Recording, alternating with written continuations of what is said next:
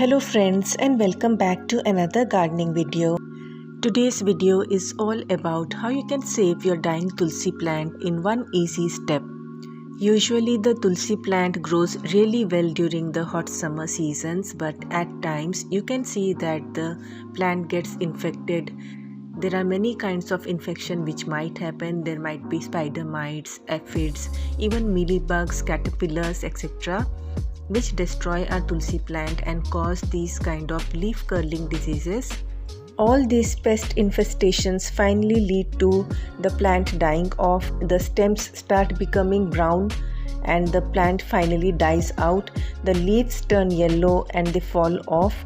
So it is really important that we have to be careful whenever we see any pest infestation. We should take the necessary steps, otherwise this will be the condition of the plant. Anyway, if the plant dies out, then this is one easy trick how you can easily regrow the plant.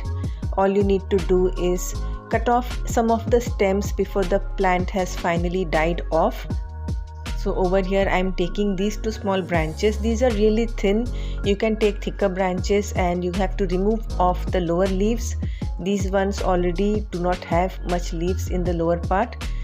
And finally, what you need to do is, if you have aloe vera plant, now this is optional, but if you use aloe vera, then chances of rooting are increased a lot. So make a hole in the leaf of the aloe vera plant using any stick, and then put the ends of the Tulsi plant in the aloe vera gel and just coat the lower part with the aloe vera gel and leave it for 5 to 10 minutes. Finally, take a container, fill it with fresh clean water, and you have to put the Tulsi plant branches in this water and leave it like so.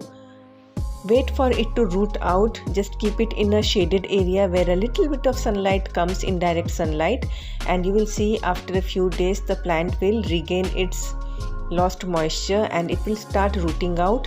Try to put as many branches as you can, because all the branches might not root, but some of them will definitely root. In fact, more than 50% of the branches root out in this manner, and you have to leave it in this water for a few days till the roots become a little bit healthier.